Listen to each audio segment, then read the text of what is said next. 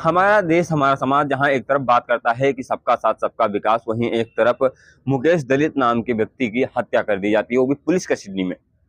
बताया जा रहा है कि इस बीते शनिवार को पुलिस कस्टडी में एक मामले को लेकर पुलिस ने मुकेश को गिरफ्तार किया था। गिरफ्तार करने के बाद उसे पुलिस कस्टडी में रखा गया था, लेकिन सुबह पता चलता है कि उस व्यक्ति की मौत हो गई।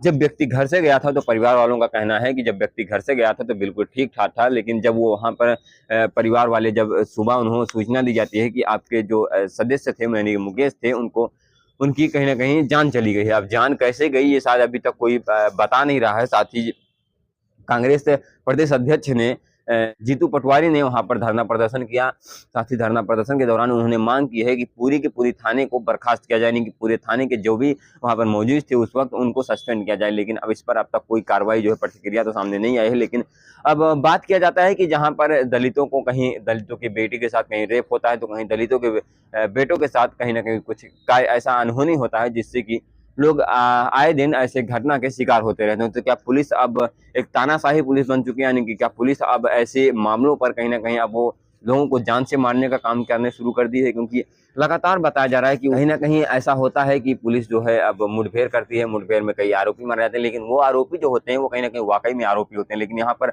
अभी कोई आरोपी बन गया है, इसका कोई जो है खिलाफ, उसके खिलाफ कोई कार्रवाई नहीं की गई थी आगे, उसके बावजूद भी उसे पुलिस कस्टडी में होने के बाद उसे मार दिया जाता है। तो क्या अब हमारे समाज में यही होता रहेगा? क्या दलित के खिलाफ कहीं ना कहीं अब लोगों की आवाज बंद होती रहेंगी?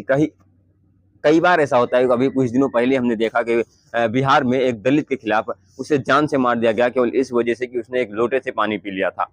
यहाँ पर उसने ऐसी कोई गलती नहीं की थी, बल्कि पुलिस कस्टडी में लिया गया था। उसे पुलिस कस्टडी में लेने के बावजूद उसे जान से कैसे मार दिया? कहा जाता है कि पुलिस कस्टडी में जब कोई व्यक्ति होता है तो उससे ज्यादा सुरक्षित शायद कहीं नहीं हो सकता, जब तक उससे कोई कोर्ट कोई उसके खिलाफ कोई सजा मुकर्रर न कर दे।